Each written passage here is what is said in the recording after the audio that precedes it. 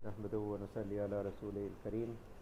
اللہ تعالیٰ کا فضل احسان شکر، اور شکر ایسی چیز ہے جو ہمارے حضرات فرماتے ہیں کہ ہزار باطنی بیماریوں کی جڑ کاٹ دیتی ہے، کیونکہ شکر ہے ہی اس بات کا اعتراف کہ جو بھی نعمت اللہ تعالیٰ نے ہمیں دی ہوئی ہے وہ محض اپنے فضل سے دی ہوئی ہے، اس میں ہمارا کوئی کمال نہیں ہے، کوئی ہمارا استحقاق نہیں ہے، ہم ڈیزرو نہیں کرتے، اللہ تعالیٰ نے اپنے کرم و فضل سے دی ہیں، اور جس وقت چاہیں وہ واپس لے سکتے ہیں۔ تو شکر میں آدمی کو یہ احساس ہوتا ہے کہ بھئی میں تو پوری طرح سے اللہ تعالیٰ کی نعمتوں میں، اللہ تعالیٰ کے فضل و کرم میں ڈوبا ہوا ہوں، اور یہ جو نعمت مجھے حاصل ہے یہ صرف اور صرف اللہ تعالیٰ نے اپنے فضل سے دی ہے۔ تو اس کا نتیجہ ہی یہی ہونا چاہیے کہ بس اس سے اللہ تعالیٰ سے تعلق مضبوط ہو، اور یہ جو امراض ہیں باطنی، عجب ہے، تکبر ہے، اپنے کو کچھ سمجھنا ہے کہ بھئی ہم تو بہت اچھے ہیں، ہم سے اچھا کون ہے، یہ باقی لوگ فساق فجار ہیں اور کون ہیں اور کیا نہیں ہے، تو اس کی سب کی جڑ کٹ جاتی ہے۔ ہمارے حضرت مولانا تقی عثمانی صاحب، اللہ تعالیٰ ان کو صحت اور عافیت کے ساتھ ہم لوگوں کے سروں پہ ان کا سایہ قائم دائم رکھیں، تو وہ بار بار یہی فرماتے ہیں کہ آدمی کی زندگی میں ویسے تو ہر طرح کے حالات آتے رہتے ہیں، کبھی خوشی کے، کبھی غمی کے، کبھی کچھ اور، لیکن شکر کو غالب رکھنا چاہیے، اور کچھ وقت فارغ کر کے سوچنا بھی چاہیے جو نعمتیں حاصل ہیں اپنے اندر، اپنے ارد گرد، اپنے متعلقین میں، ان سب کو سوچ کے فرداً فرداً شکر ادا کرنا چاہیے، کیونکہ شکر جو ہے یہ بہت بڑی عبادت ہے، اور قرآن میں خود آیا ہے کہ بہت کم لوگ ہیں جو حقیقی معنوں میں شکر ادا کرتے ہیں۔ تو شکر کو غالب رکھنا چاہیے۔ ہاں بعض اوقات ایسے بھی آتے ہیں آدمی کو صدمہ ہوتا ہے، تکلیف ہوتی ہے، اور اس پہ صبر کرتا ہے، لیکن وہ عموماً ہوتے بھی کم ہیں اور گزر جاتے ہیں، اور اس میں بھی عین غم کے موقع پر، عین تکلیف میں بھی ہزارہا اللہ کی نعمتیں ہوتی ہیں۔ بیماری آ گئی تو تیماردار ہیں، دوائی ہے، ڈاکٹر ہے، علاج ہے، ٹیسٹ ہے، ذرائع ہیں۔ بعض دفعہ آتی ہے بیماری، لوگوں کے پاس علاج کے پیسے نہیں ہوتے اور دوسرے ذرائع نہیں ہوتے۔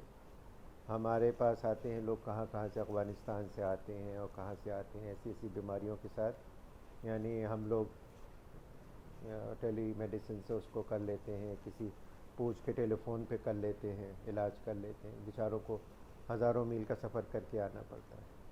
تو اللہ تعالیٰ سمجھنے والی عقل اور سوچنے والا دماغ عنایت فرما دے، تو ہر تکلیف، ہر غم، ہر آزمائش، امتحان میں بھی ہزارہا نعمتیں ہوتی ہیں، اور یہ تو کتنا ہی اتفاق ہے کہ آدمی چاہتا ہے ایک چیز کہ یہ چیز ہو جائے، یہ چیز ہو جائے، میں فلاں چیز کر لوں، فلاں جگہ چلا جاؤں، فلاں مجھے چیز مل جائے، اور اس کے لیے خوب دعائیں کرتا ہے اور گر گڑاتا ہے اور کرتا ہے، اور ہوتی نہیں ہے وہ، اور پھر بعد میں سالوں بعد وہ پیچھے پلٹ کے دیکھتا ہے تو وہ سمجھتا ہے کہ میں کتنا بیوقوف تھا کہ یہ چیزیں مانگ رہا تھا، اگر یہ ہو جاتی تو پتہ نہیں کہاں ہوتا میں۔ اور اب جب اللہ تعالیٰ نے یہ چیز مجھے نہیں دی، تو اس کے بدلے میں جو چیز دی وہ میرے لیے کتنے فائدہ مند ہے۔ تو یہ آدمی کی سوچ پیدا ہو جائے، اور جیسے جیسے شکر کرے گا اور عادت ڈالے گا اس بات کی، وعلیکم السلام، تو یہ سوچ پیدا ہوگی آدمی میں، اور اللہ سے تعلق مضبوط سے مضبوط تر ہوتا جائے گا، اور یہی تعلق چاہیے مسلمانوں کا۔ تو سب کا تعلق اللہ تعالیٰ سے ہے، لیکن اس تعلق کا احساس ہو جائے، اس کی اویئرنیس ہو جائے، اور وہ تعلق مضبوط ہو جائے، اور وہی تعلق ہے جو آدمی کو نیکی کرنے پر انکریج کرتا ہے، اور اس کو ہمت دلاتا ہے کہ نیکی کا کام کرو اور برائی سے رکو۔ ورنہ اگر محض رسمی ہو تو پھر کام چلتا نہیں ہے۔ آدمی کہتا ہے اوہ توبہ کر لیں گے، ابھی کیا فرق پڑتا ہے، ابھی تو بہت عمر پڑی ہے، دیکھا جائے گا بعد میں۔ لیکن یہ تعلق مضبوط ہو جائے تو ہر وقت فکر لگی رہتی ہے کہ اللہ تعالیٰ کو کیا جواب دوں گا. حضرت بار بار سناتے ہیں حضرت عبداللہ بن عمر کا واقعہ رضی اللہ تعالیٰ عنہما کہ سفر میں جا رہے تھے, کہیں ان کو کھانے پینے کی ضرورت پڑی تو دیکھا ایک چرواہا ہے اور اس کے پاس بکریاں ہیں. تو اس سے کہا کہ بھائی ہمیں ایک بکری بیچ دو. تو اس نے کہا بھائی یہ بکریاں میری نہیں ہیں, یہ تو میں چراتا ہوں کرایہ لے کے, نوکر ہوں کسی اور لوگوں کا. تو انہوں نے کہا کہ بھائی ان لوگوں کو کیا پتہ چلے گا, تم بیچ دو, ایسے کہہ دینا بھائی بھیڑیا کھا گیا. اور بھیڑیا کھاتے رہتے ہیں بکری, کوئی انہونی بات بھی نہیں ہے. تو اس آدمی نے جو کہ غلام تھا اس نے فوراً کہا کہ بھئی یہ سب تو میں کر دوں لیکن پھر اس سب معاملے میں اللہ کہاں گیا. یعنی اس کو اتنا احساس تھا کہ مجھے جواب تو اللہ کو دینا ہے. اور یہی بات جو ہے یہ ہمارے ہم سب کے ذہنوں سے نکل گئی کہ بھئی ساری چیزیں کر لیں, سب کو دھوکہ دے دیں, لیکن اللہ کو کیسے دھوکہ دیں گے, اللہ سے کیسے چھپائیں گے. اس کو تو پتہ ہے کہ اور جانا وہیں پر ہے, اور اصل کامیابی بھی وہی ہے. مسلمان کا تو عقیدہ یہ ہے کہ اصل کامیابی تو آخرت کی کامیابی ہے. یہاں پر کوئی بھی بڑے سے بڑا آدمی ہو, صدر ہو, وزیر اعظم ہو, چاہے جو بھی ہو, جاگیردار ہو, سرمایہ دار ہو, کوئی بھی ہو, مرے گا تو کچھ بھی نہیں لے کے جائے گا اسی لٹھے کی 3 چادروں میں, اور نہ کوئی اس میں جیب ہوگی نہ کچھ ہوگا. اور جتنا زیادہ سرمایہ چھوڑ کے جائے گا اتنا زیادہ اس سے حساب لیا جائے گا وہاں پر. اور یہاں پہ پیچھے جو لوگ ہوں گے وہ اسی کوشش میں ہوں گے کہ بھئی یہ جلدی سے جائے تو یہ چیزیں ہمیں ملیں. تو کوشش کرنی ہے آخرت کی کامیابی کی, اور آخرت میں جو کامیاب ہو گیا وہی اصل میں کامیاب ہے. اور یہ صحابہ نے دکھا دیا کہ بھئی تیر لگ کر آ رہا ہے اور معلوم ہے کہ اب شہید ہو جائیں گے, موت واقع ہو جائے گی. اللہ کی قسم کھا کے کہہ رہے ہیں میں کامیاب ہو گیا. فزت ورب الکعبہ, یعنی اللہ کعبے کے رب کی قسم میں کامیاب ہو گیا. اتنا یقین ہے کہ آخرت کی کامیابی اصل کامیابی ہے. اور ہوتے ہیں لوگ, حضرت مفتی رشید لدھیانوی رحمۃ اللہ علیہ حضرت کے اساتذہ میں سے ہیں, تو فرمانے لگے ایک آدمی آیا میرے پاس بالکل غریب اور مفلوق الحال لیکن متقی پرہیزگار باشرہ, وہ کہنے لگا مجھے بیعت کر لیجیے. حضرت نے کہا بھئی میں ایسے کرتا نہیں ہوں, اور کچھ دن آتے جاتے رہو, تعلق بڑھاؤ, پھر میں دیکھوں گا. تو وہ رفتہ رفتہ آنے جانے لگا تو پتہ چلا کہ یہ ہمارا جو پرانا کراچی ہے بولٹن مارکیٹ وغیرہ کا علاقہ, وہاں پہ بوریاں اٹھاتا ہے, مزدوری کرتا ہے. تو حضرت نے پوچھا اس سے کہ بھئی تم مزدوری کرتے ہو, اور کہنے لگا اللہ کا شکر ہے مجھے میری روزی کے گزارے کے لائق مل جاتا ہے, مجھے کوئی بھی فکر نہیں ہے. صبح جاتا ہوں, کام کرتا ہوں, اپنا واپس آ جاتا ہوں. اصل فکر مجھے ہے آخرت کی, اسی طرح سے میری آخرت بہتر ہو جائے. تو ایسے لوگ اب بھی موجود ہیں اور جو کہ جن کو آخرت کی فکر ہے. اور زیادہ تر ہم لوگ جو ہیں وہ اپنے ماحول اور معاشرے میں ساری فکر اس بات کی ہو گئی ہے کہ بھئی مقام حاصل ہو جائے, پیسہ زیادہ زیادہ آ جائے. اور یہ ایک ہنسوں کا کھیل ہے, نیومیریکلز کا, کہ کتنا بینک بیلنس ہے وہ اطمینان دلا رہا ہے, اور اللہ جو فرما رہا ہے کہ بھئی میں نے ہر شخص کی روزی لکھ دی ہے, وہ مل کے رہے گی, اس پہ اطمینان نہیں ہے اللہ کی. تو یہ ساری باتیں ہیں جو آدمی کو ایک پکا سچا مسلمان بناتی ہیں کہ اللہ کا خیال رہے ہر وقت. اور اب اس کے لیے اللہ تعالیٰ نے جو ایک موقع ہم کو دیا ہے وہ رمضان المبارک ہے, جو آئندہ یعنی 2 ہفتے سے بھی کم رہ گئے ہیں, اب 14 یا 13 دن رہ گئے, وہ آنے والا ہے. اور وہ ایک خاص موقع ہے. ہمارے حضرت بار بار یہی فرماتے ہیں کہ بھئی یہ رمضان جو ہے یہ ایک کورس ہے. اور کس چیز کا کورس ہے؟ یہ اللہ سے تعلق قوی کرنے کا کورس ہے, اللہ تعالیٰ سے مضبوط تعلق کرنے کا. اور حضرت فرمانے لگے کہ بھئی جو نیکیاں ہوتی ہیں وہ 2 طرح کی نیکیاں ہیں.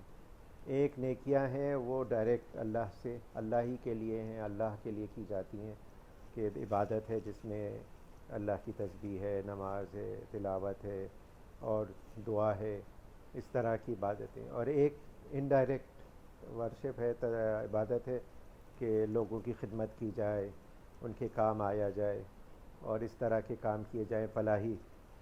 حضرت فرماتے ہیں رمضان میں یہ ڈائریکٹ عبادت جو ڈائریکٹ ہے یہ عبادت زیادہ کی جائے.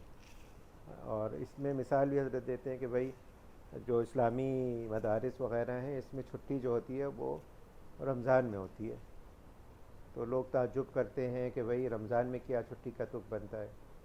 تو کہا کہ بھئی بڑوں نے اکابر نے اسی لیے چھٹی رکھی ہے کہ اس زمانے میں آدمی دوسرے کاموں کو چھوڑ کر اللہ کی طرف متوجہ ہو. پڑھانا، تعلیم دینا، تعلیم حاصل کرنا، یہ ساری چیزیں عبادت ہیں اپنے بذات، یعنی خود بھی عبادت ہیں. لیکن لیکن لیکن ہوتا یہ ہے کہ ان میں مشغول ہو کے جو ڈائریکٹ عبادتیں ہیں، بذات خود عبادت ہیں چیزیں، ان میں کمی آ جاتی ہے. لوگ سمجھتے ہیں کہ بھئی میں تو تعلیم دے رہا ہوں، میں تبلیغ کر رہا ہوں، میں فلاحی کام کر رہا ہوں، میں مریضوں کی خدمت کر رہا ہوں، اور پھر ان چیزوں میں کمی آ جاتی ہے جو ڈائریکٹ عبادت ہے. تو اس لیے رمضان جو ہے رمضان کو خالص رکھنا ہے. اور رمضان کے لیے حضرت فرماتے ہیں کہ رمضان کے بارے میں جہاں اتنی بشارتیں ہیں، اللہ تعالیٰ نے، حضور صلی اللہ علیہ وآلہ وسلم نے اتنی بشارتیں دی ہیں کہ بھئی ایک نفل کرو گے تو فرض کا ثواب، اور اگر ایک فرض ادا کرو گے تو 70 فرضوں کا ثواب، اور اس طرح کی بشارتیں ہیں. وہیں پر ایک بہت بڑی تنبیہ اور ایک بہت بڑی جو جسے کہنا چاہیے نا وارننگ بھی دی ہے. تو مشہور ہے حضرت حضور صلی اللہ علیہ وآلہ وسلم منبر پہ پاؤں رکھا، پہلا پاؤں رکھا، دوسرا رکھا، تیسرا، ہر پہ کوئی نہ کوئی دعا کی. مفہوم ہے، ترتیب تو مجھے یاد نہیں. ایک پہ کہا کہ ہلاک ہو جائے وہ شخص جس کے، حضور نے آمین کہا ہر اس پہ اسٹیپ پہ، ہر اس پہ درجے پہ پاؤں رکھنے پہ آمین کہا. تو صحابہ نے بعد میں پوچھا کہ بھئی ایک نئی چیز ہم نے دیکھی، آپ نے آمین کہا آج ممبر پہ چڑھتے ہوئے. تو حضور صلی اللہ علیہ وآلہ وسلم نے فرمایا کہ بھئی جبریل امین تشریف لائے اور انہوں نے 3 دعائیں کی، اور ان کی دعا پر میں نے آمین کہا. اور وہ دعائیں کیا؟ کہ ہلاک ہو جائے وہ شخص جس کے والدین اس کے سامنے موجود ہوں، وہ ان کو اپنی نجات کا ذریعہ نہ بنائے. اس پہ آمین کہا. پھر فرمایا کہ جبریل امین نے کہا کہ آپ کا نامی نامی لیا جائے کسی کے سامنے، اور آپ صلی اللہ علیہ وآلہ وسلم پہ درود نہ بھیجائے، ہلاک ہو جائے وہ شخص. تو میں نے آمین کہا. اور تیسری یا ایک ان میں سے دعا یہ بھی تھی کہ رمضان آئے کسی شخص پر اور وہ اپنی مغفرت نہ کرائے اس میں، تو ہلاک ہو جائے وہ شخص. تو حضور صلی اللہ علیہ وآلہ وسلم نے اس پہ آمین کہا. دیکھیں جو حضرت فرماتے ہیں کہ دعا کر رہے ہیں حضرت جبریل علیہ السلام، مقرب ترین فرشتے اللہ کے، اور آمین کہہ رہے ہیں حضور صلی اللہ علیہ وآلہ وسلم. اور کہاں کہہ رہے ہیں؟ جنت. یعنی حضور صلی اللہ علیہ وسلم نے خود فرمایا کہ میرے گھر اور میرے ممبر کے درمیان کا جو حصہ ہے وہ جنت کا حصہ ہے. اور یہ جو حضور نے تو فرما دیا، علماء فرماتے کہ حقیقتاً جنت کا حصہ ہے، وہ ہم کو نظر نہیں آتا. تو مکان بھی اتنا بلند، دعا کرنے والا بھی اتنا بلند مرتبہ، اور اس پہ آمین کہنے والا تو اس کی تو مرتبے کی حد ہی نہیں ہے. بعد از خدا بزرگ تو یہ قصہ مختصر، یعنی اس دعا میں کی قبولیت میں تو شک شبہ ہو ہی نہیں سکتا. ہمارے حضرت یہ فرماتے ہیں کہ واجب ہے ہر آدمی پر کہ رمضان میں اپنی مغفرت کرائے. رمضان ایسے نہیں گزرے کہ اس کی مغفرت نہیں ہو گئی ہو. اپنی پوری کوشش کریں. اس پہ بہت پورا ایک واعظ ہے حضرت کا، یہ اس سے اصلاحی مجالسی میں حضرت نے فرمایا کہ بھئی یہ واجب ہے کہ اپنی مغفرت کرائیں ہم، اور اس کے لیے تیاری کی ضرورت ہے. اور تیاری ہوتی کیا ہے؟ وہ تیاری ہوتی ہے کھانے پینے کی تیاری ہوتی ہے کہ سحری میں یہ کھائیں گے، افطار میں یہ کھائیں گے، کھانے میں یہ مینیو ہوگا، تو اس کی تیاری کی جائے. عید ہے جمعۃ الوداع کا جوڑا بنے گا، عید کے کپڑے بنیں گے، عید کا سامان، یہ ساری چیزوں یہ تیاریاں ہو رہی ہیں۔ دوسری تیاریاں یہ ہوتی ہیں کہ بھائی کہ فلاں جگہ عید ملن پارٹی ہوگی، ایسا وہ روزے کی افطار پارٹی ہوگی، فلاں جگہ ہوگی، وہاں جانا ہوگا، یہ ہوگا وہ ہوگا، ہم کریں گے، پہلے میں اس کو بلائیں گے، پہلے سنڈے کو یہ کریں گے، دوسرے اتوار کو یہ کریں گے، یہ پلاننگ ہو رہی ہوتی ہے عموماً۔ تو کسی حد تک تو چلے یہ بھی ضروری ہے، اس میں کوئی وہ نہیں ہے، لیکن اصل پلاننگ یہ ہے کہ بھئی پہلے سے اہتمام کریں رمضان کو کا استقبال کرنے کی۔ اور جگہ جگہ بینر لگے ہیں، جلسے ہو رہے ہیں، میٹنگ ہو رہی ہیں، لوگوں کو عالم حضرات متوجہ کر رہے ہیں مسجدوں میں کہ بھئی رمضان آ رہا ہے، رمضان کی تیاری کرو۔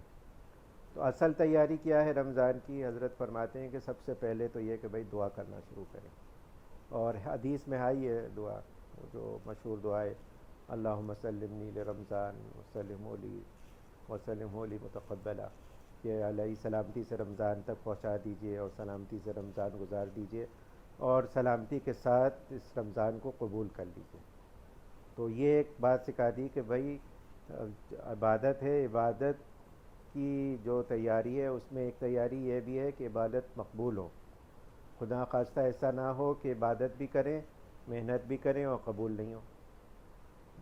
تو اس کی بہت زیادہ اہتمام کی ضرورت ہے کہ مقبول عبادت ہو جائے۔ اس کے لیے پہلے ہی سے دعا کرنا شروع کر دیں، یا الہی میرے لیے آسان کر دے، اپنی زبانی میں کہ رمضان تک پہنچا دے، رمضان عافیت کے ساتھ گزار دیں، اور رمضان میں توفیق عنایت فرما دیں۔ اللہ کی توفیق کے بغیر نہیں ہو سکتا، اور آدمی سب کچھ کرتا ہے اور پھر آخر میں یہ ہوتا ہے خدا خواستہ اگر اللہ کو منظور نہ ہو، بیمار ہو گیا، یا خود نہیں بیمار ہوا، کوئی گھر میں بیمار ہو گیا، کوئی ایسی پریشانی آ گئی، کوئی ایسی مصیبت اللہ بچائے آ گئی کہ وہ سکون، یکسوئی، عافیت جاتی رہی، ہر وقت وہی فکر لگی ہوئی ہے، نماز میں بھی نماز کی نیت باندھے کھڑا ہے اور فکر لگی ہوئی ہے کہ کیا ہوگا، فلاں چیز ہو گئی، فلاں چیز ہو گئی۔ تو یہ ساری چیزیں پہلے ہی سے اللہ سے مانگی، یا الہی کمزور ہوں، مجھے ہمت دیجیے اور میرے لیے آسان کر دیجیے، سحری میں اٹھنا، تہجد پڑھنا، روزہ رکھنا، اور روزے میں گناہوں سے بچنا، اور تراویح، یہ ساری چیزیں آپ آسان نہیں کریں گے تو کیسے آسان ہوگی؟ تو اس کی ضرورت ہے کہ بھئی اس کی آدمی کرے، اور کوئی وقت مقرر کر کے ہمارے حضرت فرماتے ہیں کہ بھئی دعا کرے آسان کرنے کے لیے۔ ہم لوگ جدہ میں تھے، حضرت یہ منصور علی خان صاحب ہیں، حضرت مفتی شفیع صاحب سے تعلق تھا ان کا شروع میں، پھر ڈاکٹر عبدالحی رحمۃ اللہ علیہ کے پاس گئے، آخر میں ابرار الحق صاحب کے مجاز ہوئے، وہیں پر ہوتے ہیں، ابھی ان کی اہلیہ کی وہ ہو گئی ہے، ایکسیڈنٹ ہو گیا، اللہ تعالیٰ ان کو شفا دے۔ تو ہم ان کے یہاں بیٹھے ہوئے تھے، والد صاحب بھی تھے، اعلان ہو گیا رمضان کا، سعودی عرب میں ایسے ہی ہوتا ہے، ایک دم سے اعلان ہو گیا، جبکہ ایکسپیکٹڈ نہیں تھا، ہم لوگ اس سے ایسے گئے، بس انہوں نے جیسے ہی سنا فوراً دعا شروع کر دی کہ یہ اللہ، یا الہی اتنی برکتوں والا مہینہ آ گیا، اتنی اس میں آپ کی رحمتیں، اتنی بشارتیں، اتنے آپ کا کرم اور آپ کا فضل ہے، وہ ہمارے لیے آسان کرے۔ وہ تقریباً 15-20 منٹ تک ان کی دعا چلتی رہی، اور پھر فوراً ہی انہوں نے کہا کہ بھئی اب تو رمضان کا چاند نظر آ گیا ہے، اب ایک دم جلدی جلدی سے ریپ اپ کیا، اور ہم لوگ اپنے گھر گئے اور وہ اپنے اس میں مصروف ہوئے۔ تو دعا سکھا دی، اس وقت بھی ایک بات سکھا دی ہم لوگوں کو جاتے جاتے کہ بھئی دعا کا اہتمام۔ تو یہ دعا کا اہتمام ایک اس میں سے ہے۔ پھر دوسری بات جو حضرت فرماتے ہیں وہ یہ ہے کہ بھئی جو جتنے بھی ایسے کام ہیں جو رمضان سے پہلے کیے جا سکتے ہیں وہ کر لینے چاہیے، جیسے یہ ساری شاپنگ وغیرہ رمضان کی، عید کی جو ہے، یہ رمضان سے پہلے کر لی جائے۔ رمضان اس لیے نہیں ہے کہ بازاروں میں گھوما جائے، وقت ضائع کیا جائے، ٹریفک میں پھنسا رہے آدمی، اور یہ ساری چیزوں میں وقت ضائع ہو۔ اور تیسری چیز یہ ہے کہ بھئی احکام رمضان جو ہیں وہ معلوم ہونے چاہیے، کہ بھئی موٹی موٹی چیزیں، کہ بھئی سحری کے وقت تک جو ہے وہ کس وقت جیسے ہی اذان ہو سائرن بجے اس سے احتیاط کر کے 1-2 منٹ پہلے بند کر دے، اور جب ہو جائے، یقین ہو جائے کہ بھئی ہو گیا ہے، وہ سورج غروب ہو چکا ہے، تب کھولے روزہ۔ یہ ساری چیزیں کلیئر کر لے۔ چھوٹے چھوٹے رسالے بنے ہوئے ہیں مفتی محمد شفیع صاحب رحمۃ اللہ علیہ کا بھی رسالہ ہے کام رمضان، وہ ریویو کر لے آدمی، اس طرح روزہ کس چیز سے ٹوٹ جاتا ہے، کس چیز سے فاسد ہوتا ہے، کیا کیا چیزیں اس کے لیے ہیں، وہ دیکھ لے ایک دفعہ۔ اسی طرح تراویح کا بھی دیکھ لے، اور کہ بھئی یہ کیا مسائل ہیں تراویح کے۔ بعض دفعہ ہوتا ہے آدمی لیٹ ہو گیا، اس کے لیے تراویح کے لیے عشاء کی فرض نکل گئے، تو اب ضروری ہے اس کے لیے کہ عشاء پہلے پڑھے پھر تراویح میں شامل ہو۔ بہت سے لوگ شامل ہو جاتے ہیں تراویح میں اور عشاء بعد میں پڑھتے ہیں، یہ صحیح نہیں ہے، مناسب نہیں ہے، اس عام غلطی ہے کہ امام وہ ہو رہی ہے، جماعت ہو رہی ہے تو اس میں شامل ہو گئے۔ اسی طرح سے ایک نظام بنائیں اپنا کہ بھئی اس طرح سے کروں گا۔ اگر نظام نہیں ہوگا، ایک اپنا پلان پریکٹیکل ٹائم ٹیبل نہیں بنائے گا تو پھر الٹپ ہی چلے گا، کہ زیادہ تر وقت سوتا رہے گا۔ سونے میں قباحت نہیں ہے۔ ہمارے حضرت کو ایک صاحب نے لکھا کہ بھئی میں رمضان زیادہ تر سوتے ہوئے گزرتا ہے، تو انہوں نے لکھا کہ بھئی حقوق نفس کی رعایت سے سونا، کہ سونا بھی ضروری ہے میرے نفس کے لیے، اس کو آرام پہنچانا یہ عبادت، سونا ہے، گولڈ ہے۔ حقوق نفس کی رعایت سے سونا بھی سونا ہے، یعنی کوئی وہ نہیں، اور ہمارے لیے بہتر بھی ہے، زیادہ جاگیں گے تو گناہ ہی کریں گے، لیکن پورے وقت بھی نہ سوتے رہیں۔ 8 گھنٹے سے زیادہ کی نیند جو ہے یہ مناسب نہیں ہے میڈیکلی بھی، اور جو ہمارے اکابر بھی ہیں وہ بھی یہی کہتے ہیں بھئی 6 سے 8 گھنٹے کی نیند ضروری ہے۔ اس سے زیادہ جو ہے نا وہ آدمی میں لیزینس پیدا کرتی ہے، کسل مندی پیدا کرتی ہے، بیماری لاتی ہے، تو اس سے زیادہ نہیں ہونا چاہیے۔ لیکن ایک ہو آدمی کا پلان ہو کہ بھئی کم از کم ایک قرآن تو میں ختم کر لوں گا، پورے سال موقع نہیں ملتا، لیکن رمضان تو ہے ہی مہینہ قرآن کا، تو یہ کوشش کر لوں، اور کرتے ہیں لوگ، ابھی بھی ایسے لوگ ہیں جو قرآن کا ختم کرتے ہیں، ایک دن میں ایک قرآن ختم کرتے ہیں، اور یہ تو بہت ہی عام ہے کہ 10 سپارے پڑھ لیں۔ ہم ایک دفعہ آپ لوگ بیٹھے ہوئے تھے حضرت کے پاس رمضان میں، تو ایک عالم صاحب کا حضرت نے خط پڑھ کے سنایا، آخری عشرے میں تھا کہ حضرت رمضان آیا ہوا ہے، اور اس میں لکھا کہ بھئی میں واعظ بھی دیتا ہوں، یہ انہوں نے اپنے معمولات ذکر کیے تھے، اور اس صاحب کے باوجود انہوں نے لکھا تھا کہ میں 10 سپارے روز پڑھ لیتا ہوں الحمدللہ۔ ہے اللہ تعالیٰ نے گنجائش دی تھی ان کے وقت میں، سہولت تھی، کام وام نہیں تھا، چھٹیاں تھیں، لیکن اپنے اس کو دیکھتے ہوئے، حالات کو، اپنی مصروفیت کو دیکھتے ہوئے آدمی کو کم از کم ایک بنانا چاہیے، اور ہمت کر کے بنانا چاہیے کہ بھئی یہ تو کروں گا، اور ایک ساتھ نہیں پڑھ سکتا پورا سپارہ، تو پھر عصر فجر کے بعد اتنا پڑھوں گا، عصر کے بعد اتنے پیج پڑھ لوں گا، اور عشاء کے بعد اتنے کر لوں گا، اس طرح سے ایک پلان ہو اس کا۔ اگر نہیں ہوگا نا تو پھر یہ ہوگا کہ کبھی ہو گیا کبھی نہیں ہو گیا، اور پھر رمضان ایسے ہی گزر جائے گا، اور جیسے جیسے رمضان گزرے گا اس کو پھر ایک وہ ہوگا، کمزوری بھی فیل ہوگی، اور پھر ایک ہوتا ہے آدمی میں، ہو اتنے دن ہو گئے اب میں کیسے کر سکتا ہوں، پورا تو ہوگا نہیں، اب میں کیا پڑھوں، تو اور ہمت ٹوٹ جاتی ہے اس کی۔ اور اسی طرح سے جو تسبیحات بتائی جاتی ہیں ان کا اہتمام آدمی، کہ بھئی یہ میں 3 تسبیحات تو پڑھوں گا ہی، سبحان اللہ و بحمدہ کی، یا سبحان اللہ والحمدللہ ولا الہ الا اللہ واللہ اکبر، اور ہمارے حضرت اس کا بہت وہ فرماتے ہیں کہ بھئی یہ تسبیح کی کثرت کرتی جائے، کیونکہ حضور صلی اللہ علیہ وآلہ وسلم نے لا الہ الا اللہ کی فضیلت بہت بتائی ہے رمضان میں، کلمہ طیبہ کی، اور اس تسبیح میں وہ بھی آ جاتا ہے، اور باقی اللہ کی تسبیح اور تمجید بھی آ جاتی ہے، تمجید بھی آ جاتی ہے، اور درود شریف ہے اور استغفار، یہ 3 تسبیحات تو، اور دعا کا اہتمام، اور اس کے لیے بھی آدمی پہلے سے وہ کر لے ہے۔ بہتر تو یہ ہے کہ بھئی سحری کے لیے اٹھے گا تو تہجد چاہے 2 رکعت پڑھ لے اور دعا کر لے، اور اگر 2 رکعت بھی نہیں پڑھتا تو کم از کم دعا تو کر لے، وہ مقبول وقت ہے، اللہ تعالیٰ خود فرماتے ہیں کہ بھئی آسمانی دنیا پہ نزول فرماتے ہیں، اور منادی پکارتا ہے کون ہے مغفرت طلب کرنے والا، اس کی مغفرت کی جائے، کون ہے رزق مانگنے والا، اس کو رزق دیا جائے۔ تو ڈاکٹر عبداللہ رحمۃ اللہ علیہ تو فرماتے تھے کہ بعض دفعہ تو بس میں بیٹھ کے یہی پڑھتا ہوں، لبیک اللہم لبیک، لبیک اللہم لبیک، تہجد کے وقت بس یہ میں حاضر ہوں، آپ کا منادی پکار رہا ہے، یہی تصور کرتا ہوں، آپ کا منادی پکار رہا ہے کہ کون ہے جو دعا مانگے جس کی دعا قبول کی جائے۔ تو کہتے تھے کہ بس بعض دفعہ مجھ پہ یہ حالت ہوتی ہے، میں یہ پڑھتا ہوں پھر دعا کرتا ہوں۔ 80 سال سے زیادہ کی عمر تھی جب میں نے حضرت کو دیکھا ہے، اور اپنی آنکھوں سے دیکھا ہے۔ 2 لوگ پکڑ کے لاتے تھے حضرت کو مجلس میں، بٹھاتے تھے، چوکی ہوتی تھی چھوٹی سی، اس پہ بیٹھتے تھے، اور بالکل بعض بار یہی فرماتے تھے بہت کمزوری ہے، بہت ضعف ہے، اور ہمت نہیں ہوتی۔ کافی دیر سے باہر آتے تھے، عصر کے بعد لوگ جمع ہو جاتے تھے، مغرب سے آدھے گھنٹے پہلے آتے تھے کہ ہمت نہیں ہے، پھر بولنا شروع کرتے تھے تو بولتے تھے۔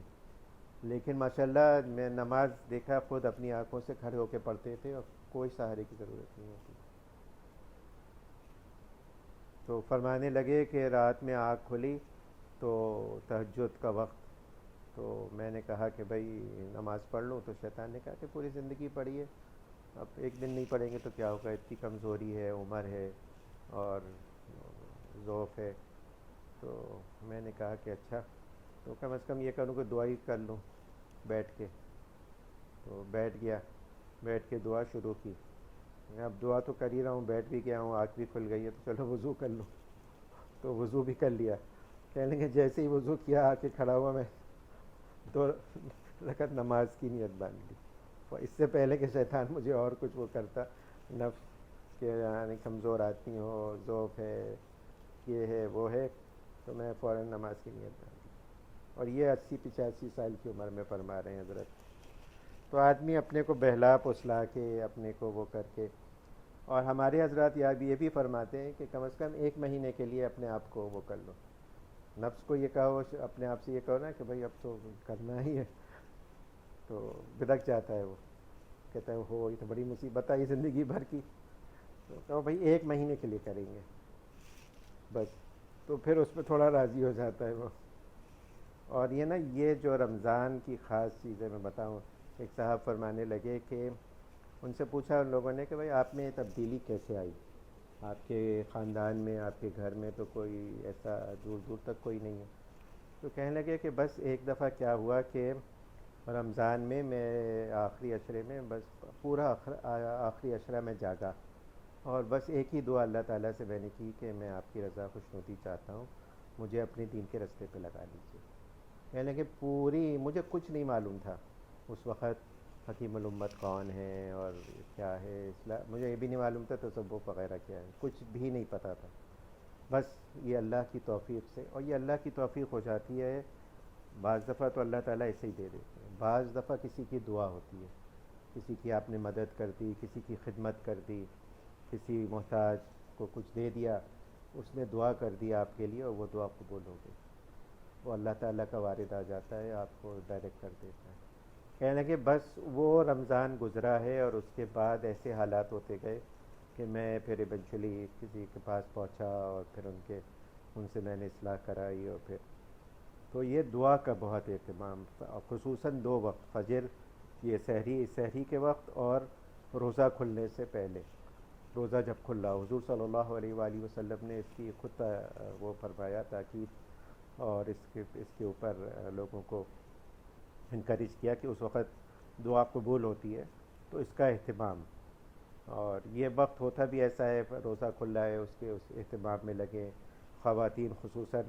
تو ہمارے حضرت فرماتے ہیں کہ بھئی خواتین بھی اس کا اہتمام کریں کہ تھوڑی دیر پہلے فارغ ہو جائیں افطار وغیرہ کے انتظام سے، اور وہ کر لیں۔ بعض دفعہ خواتین کو یہ وہ ہوتا ہے کہ بھئی ہم تو اتنی چیزوں میں لگے ہوئے ہیں، اور مصروفیت پہلے سے زیادہ بڑھ گئی ہے، سحری بناؤ اور افطاری بناؤ، اور یہ مرد حضرات تو دیکھو بھائی عبادت کر رہے ہیں، قرآن پڑھ رہے ہیں، مسجد جا رہے ہیں، اور کیا کیا کر رہے ہیں، تو ہم لوگ محروم ہیں۔ تو حضرت نے کہا نہیں، یہ بات نہیں ہے، جو خدمت رمضان میں اتنی اس میں آپ لوگ کر رہے ہیں، وہ بھی عبادت ہے، اگر نیت صحیح ہو کہ بھئی میں روزے دار کا روزہ کھلواؤں گی، یا اس طرح سے اس کو فیسیلیٹیٹ کروں گی، تو وہ بھی عبادت ہے، اس پہ بھی اجر ملے گا، تو یہ بھی اپنی جگہ پر ہے۔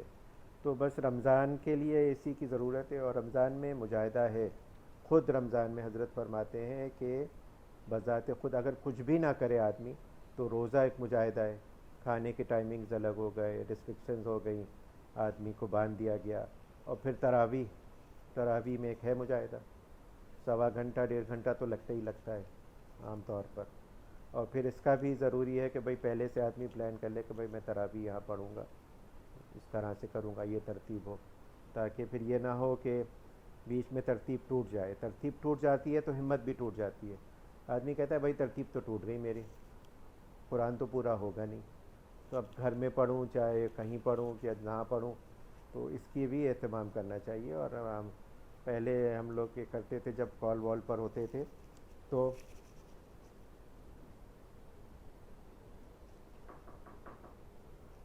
کوشش کرتے تھے کہ تراویح پڑھ لیں پہلے ہی. اور مجھے یاد ہے کہ بعض دفعہ 10 روزہ تراویح یہ ہوتی ہے، یہ بنوری ٹاؤن میں بھی ہوتی ہے، اب تو بہت جگہ پر ہوتی ہے. اور وہ آتے تھے حضرت قاری محمد صاحب مدنی، مدینہ منورہ سے، اور وہ شیخ القراء تھے، وہ مختلف قرأتوں میں پڑھتے تھے. اور پاکستان میں 4-5 لوگ ایسے ہیں جو مختلف قرأتوں میں تراویح پڑھ سکتے ہیں. ویسے تو بہت ہیں قاری حضرات، لیکن وہ آ کے پڑھاتے تھے تو ان کے پیچھے پڑھی. ایک دفعہ یہ کے ایم سی بلڈنگ جو ہے نا، اس کے باہر ہوتی تھی تراویح، تو وہ پڑھاتے تھے 10 روزہ تراویح یا 3 یا 6 روزہ کچھ ایسی ہوتی تھی. کہ بھئی قرآن کی، کیونکہ یہ سنت قرآن کا پورا سننا ایک الگ سنت ہے، اور پورے مہینے تراویح پڑھنا ایک الگ سنت ہے. تو دونوں سنتوں پہ عمل ہونا چاہیے کہ قرآن بھی مکمل ہو جائے اور تراویح بھی پورے مہینے رہے. بس اللہ تعالی ہمارے لیے آسان فرما دے. دعا کر لیں، اللہم صلی علی حبیبک محمد وعلی آل حبیبک محمد کما صلیت علی ابراہیم وعلی آل ابراہیم انک حمید مجید. اللہم بارک علی حبیبک محمد وعلی آل حبیبک محمد کما بارکت علی ابراہیم وعلی آل ابراہیم انک حمید مجید. ربنا آتنا فی الدنیا حسنۃ وفی الآخرۃ حسنۃ وقنا عذاب النار. ربنا لا تؤاخذنا ان نسینا او اخطأنا. ربنا ولا تحمل علينا إصرا كما حملته على الذين من قبلنا. ربنا ولا تحملنا ما لا طاقة لنا به. واعف عنا واغفر لنا وارحمنا أنت مولانا فانصرنا على القوم الكافرين. يا العالمين يا غياث المستغيثين يا مان المستجيرين یا اللہ یا رحمان یا رحیم یا حی یا قیوم. ہمارے تمام چھوٹے بڑے اگلے پچھلے خفیہ اعلانیہ گناہ اپنے کرم اپنے فضل سے معاف فرما دیجیے. یا العالمین ہم کوئی عذر نہیں کرتے، ہم کوئی تعویل نہیں کرتے، ہماری نالائقی ہے. ہم نے اپنی نالائقی سے گناہ کی، معاف فرما دیجیے. آئندہ کے لیے بچنے کی توفیق عنایت فرما دیجیے. اور آپ سے دعا کرتے ہیں یا العالمین ہم پھسل جائیں، پھر سے پھسل جائیں تو فوراً ہمیں توبہ کی توفیق عنایت فرمائے. ان لوگوں میں سے مت کریں جو دیدہ دلیری سے بغاوت کر کے گناہ کرتے ہیں. یا العالمین دین کی صحیح فہم پیدا فرما دیجیے. ہم آپ کے راستے پہ چلنا چاہتے ہیں، کمزور ہیں، ناتوائیں، ہمارا نفس و شیطان کا غلبہ ہے، ہمارے لیے آسان فرما دیجیے. تمام خیر آپ سے مانگتے ہیں جو آپ کے حبیب حضرت محمد مصطفیٰ صلی اللہ علیہ وآلہ وسلم نے آپ سے مانگی، اور تمام اس شر سے پناہ مانگتے ہیں جسے آپ کے حبیب حضرت محمد مصطفیٰ صلی اللہ علیہ وآلہ وسلم نے پناہ مانگی. وانت المستعان وعلیک البلاغ ولا حول ولا قوة الا باللہ. یا العالمین اپنی محبت اپنے حبیب حضرت محمد مصطفیٰ صلی اللہ علیہ وآلہ وسلم کی محبت عنایت کیجیے، اور ان کی اطاعت کی توفیق کامل اور راسخ عنایت فرمائیے. یا العالمین آپ کا فضل، آپ کا کرم، آپ کا احسان ہے. آپ نے مسلمان بنایا، اپنے حبیب حضرت محمد مصطفیٰ صلی اللہ علیہ وآلہ وسلم کی امت میں سے پیدا فرمایا، علماء حق سے وابستہ فرمایا. آپ کا احسان ایک مزید کہ رمضان المبارک کی آمد ہے. یا العالمین ہمارے لیے وہاں رمضان تک پہنچنا آسان کر دیجیے. سلامتی کے ساتھ رمضان میں داخل ہوں، سلامتی کے ساتھ رمضان گزرے، اور یا العالمین سلامتی کے ساتھ مقبول عبادت عافیت کے ساتھ عنایت فرمائیے. اپنے جناب میں قبول فرمائیے، ہمارے لیے آسان کر دیجیے. رمضان میں سحری کو، تہجد کو، دعا کو، نمازوں کو، روزے کو، تراویح کو، ہر چیز کو ہمارے لیے آسان کر دیجیے. اپنی طرف رجوع کا ذریعہ بنا دیجیے، اپنے سے مضبوط قوی ترین تعلق کا ذریعہ بنا دیجیے. یا العالمین ہر طرح کے ظاہری باطنی گناہوں سے بچنے کی توفیق کامل اور راسخ عنایت فرما دیجیے. یا العالمین جب رمضان عید کا چاند نظر آئے تو ہم ان لوگوں میں سے ہوں جن کی مغفرت کامل طور پر ہو چکی ہو، محض آپ کے کرم، آپ کے فضل، آپ کی عطا سے. یا العالمین آپ کا احسان، آپ کا کرم، آپ کا فضل ہے کہ کرونا کی وبا بہت کچھ قابو میں ہے. یا العالمین اس کو مکمل طور پر انسانیت سے دور فرما دیجیے. یا العالمین ہم، ہمارے گھر والے، بیوی، بچے، عزیز و قارب، رشتہ دار، پڑوسی، والدین، تمام مسلمانوں کو ہر طرح کے حادثات، سانحات، ہر طرح کی چوری چماری، ڈاکہ، موذی دیرپا بیماریوں اور لوگوں کی زار رسانیوں سے بچائیے یا العالمین۔ حلال واسع رزق بلا مشقت عنایت فرمائیے یا العالمین۔ یہ ملک کے جو حالات ہیں اس میں خیر ہی خیر ہمارے لیے فرمائیے یا العالمین۔ سچے مسلمان، عادل حکمران ہمیں عنایت فرمائیے یا العالمین۔ ہر طرح کی بدامنی، جنگ، فساد، سب ہر چیز سے ہماری ملک کی، ہم سب کی حفاظت فرمائیے یا العالمین۔ بچے جہاں کہیں بھی ہیں ان کی حفاظت فرمائیے، جان مال عزت آبرو کی، ایمان کی حفاظت فرمائیے یا العالمین یا غیاث المستغیثین۔ مسلمان جہاں جہاں کہیں مظلوم ہیں ان کی مدد و نصرت فرمائیے، خصوصاً برما میں، کشمیر میں، فلسطین، شام، افغانستان میں۔ اللہم اغفر لامت محمد صلی اللہ علیہ وآلہ وسلم، اللہم ارحم امت محمد صلی اللہ علیہ وسلم، اللہم فرج عن امت محمد صلی اللہ علیہ وآلہ وسلم یا العالمین یا غیاث المستقیم۔ جو مانگا وہ عنایت کر دیجئے، جو مانگنا چاہیے تھا یاد نہیں آیا ہمارے لیے بہتر مناسب ہے وہ اپنے کرم، اپنے فضل سے ہمیں عنایت فرما دیجئے، اور سب سے بڑھ کر یہ کہ ہم سب کو عافیت کے ساتھ اپنے اولیاء میں شامل فرما لیجئے۔ وصلی اللہ تعالی علی خیر خلقی ونور عرشی ومظہر لطفی محمد وآلہ وصحبہ اجمعین برحمتک۔